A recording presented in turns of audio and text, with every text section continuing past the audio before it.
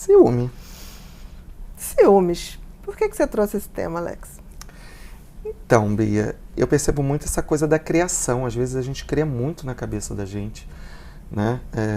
Você está dizendo do ciúme imaginado. O ciúme imaginado. A primeira coisa do ciúme que eu acho importante a gente colocar é que, assim, ciúmes é um sentimento normal.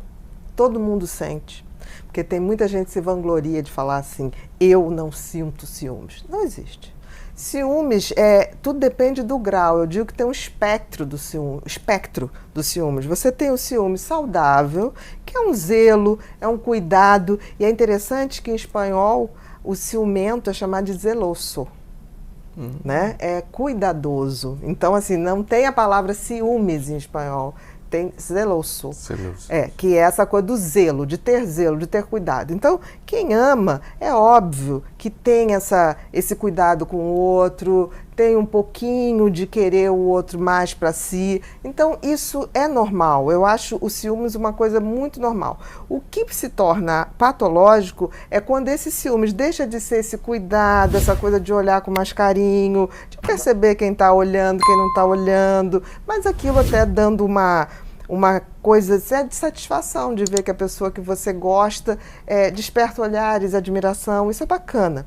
Agora, quando isso passa por um ponto em que o ciúme passa a ser uma coisa obsessiva, uma ideia obsessiva e um ritual, quase que se torna uma coisa obsessiva compulsiva, porque o ciumento patológico, ele tem pensamentos obsessivos, ou seja, intrusivos, repetitivos, tudo em função da suposta traição. De uma traição que o seu parceiro ou sua parceira estariam fazendo. Mas às vezes baseado em nada.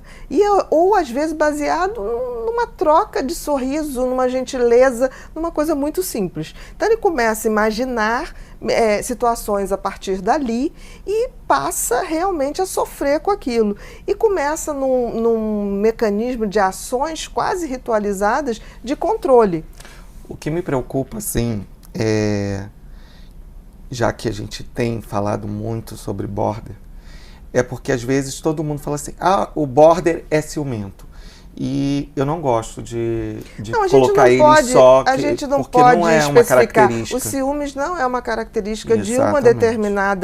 de um determinado tipo de personalidade. O ciúmes é uma característica de um sentimento presente para todos. Humano. Exatamente, a gente tem que parar com isso. Talvez a personalidade borderline tenha uma intensidade maior de ciúmes e tenda a ter um ciúme patológico por conta da estrutura. Naquela questão dele não se sentir inteiro, uma pessoa inteira, ele precisa do outro para ser. Então, é como se, ao ter o ciúmes, ele garantisse que o outro vai ficar sob seu controle, que parte dele não partirá, o que é uma grande ilusão.